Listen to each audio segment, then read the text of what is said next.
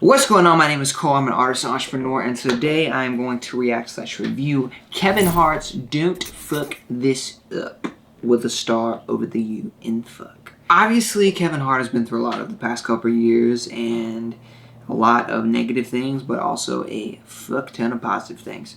So when I went in to watch this, I pretty much was looking at it as Kevin Hart is one of my probably top 10 inspirations when it comes to his mogul status, when it comes to what he's been able to accomplish, where he's come from, etc. And I think a lot of people find him to be super inspiring.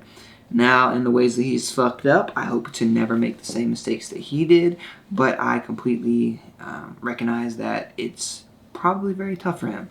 Looking at it from his perspective, whereas I don't think I would have made this, particularly the cheating mistake. I don't think I would put myself in that position, but I know he was weak. It was a weak time, I understand. So I wrote down a couple things that I want to talk about this, about why I thought it was so good. Not only was it pieced together really well and it pulled together emotion, it showed, in my opinion, who Kevin Hart really is. And there's only one area, or, you know, there's still probably some missing pieces, obviously, but they did a really good job of wrapping up all this negative stigma around him and pretty much clearing the air for what's to come and in his, like, the next decade, pretty much. So overall, it was a really good move. So speaking on the sex tape and the sex scandal, this is the only subject that I don't feel like was quite what I feel like it wasn't delved into as much as it should have been. You know, some people say like all men cheat, things like that. I just don't come from that. I don't think it's okay. So like I wanted a little more explanation on his part. I wanted to hear a little more from Kevin, more so than like I fucked up, I'm sorry. I wanted to hear like this girl seduced me, or I literally just got wasted and I lost all my inhibitions and I just saw this hot girl and went and hit on her. Like, is that what happened? I felt like he just didn't explain it enough, and maybe that was out of respect for his wife. I don't know. But even when she spoke, it felt so raw, and she was obviously still pretty upset about it, but she didn't, I don't know, she didn't speak on it like I wanted her to. It was like the obvious, like, obviously it still hurts you. Obviously you're giving him a second chance. But she didn't really talk about, like, how it made her feel enough to me, which maybe it was just so raw that she couldn't talk about that anymore. Maybe everything was still raw and they couldn't dive into it. I don't really know.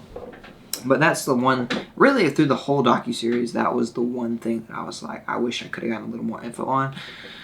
When it comes to the comments about homosexuals and stuff like that, I never was like super offended by them, and maybe it's because I am not homosexual, maybe it's because I'm a dick. I don't really know, but I understand why people could get upset about that, and it was really interesting hearing his perspective, hearing his publicist like be like, yo, you need to do this, and Kevin being like, no, I'm not doing this, because he was standing for, obviously, how people on social media go back in your past and take things that you've already apologized for and like redo it again and again and again, and him thinking that's not right.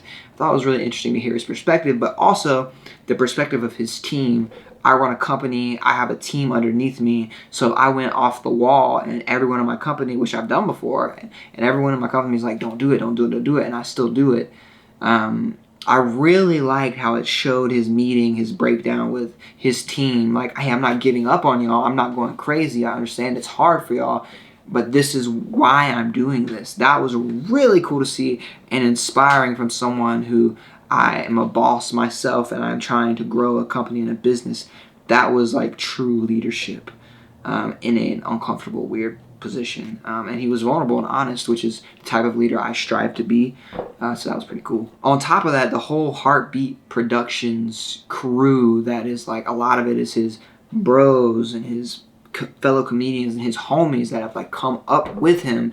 That was so inspiring to see where some of those people came from, and just like the opportunities that he gave them. And not that it's all on him, like technically, you know, it is in a way, but they put in the work.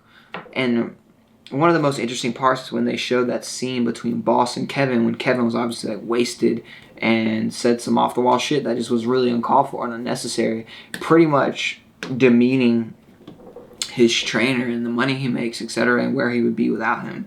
That was, you know, that's something a leader who has all this power and all this money could easily, when he's like drunk or wasted, not thinking about what he's saying, angrily says, if he's in like a low place, he could easily be like, where would you be without me?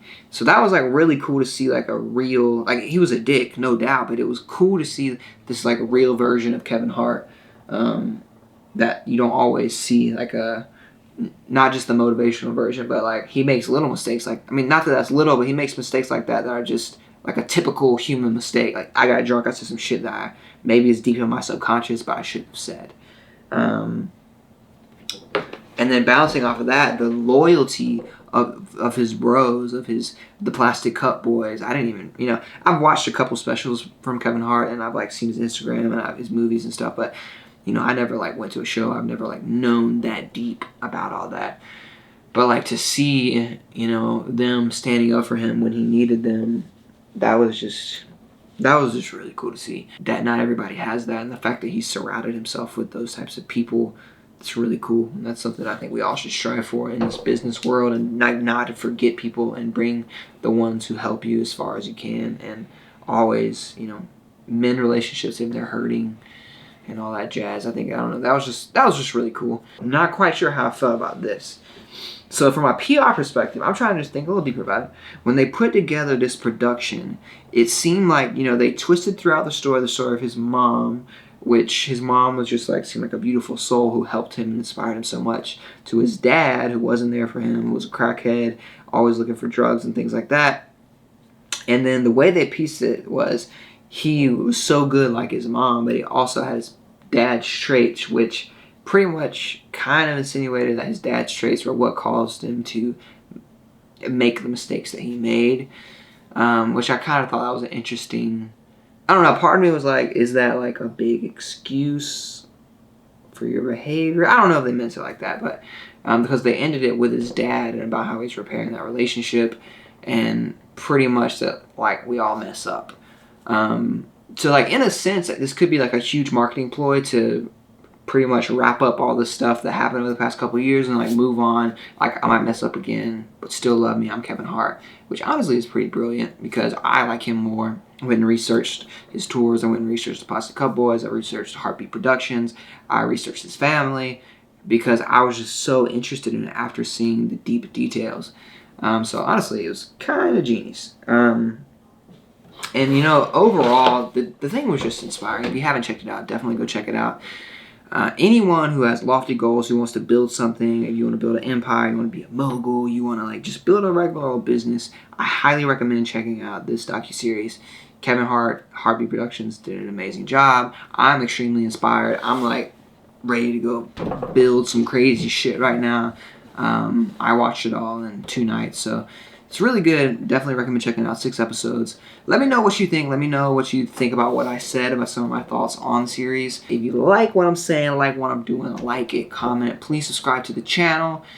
Yeah, much more to come. If you have another series you'd like me to check out, I would love to do so. I love movies. I run a video production company, so it's a learning process when I watch something. So happy to watch it. Anyways, y'all have a good one. Happy 2020. Let's go.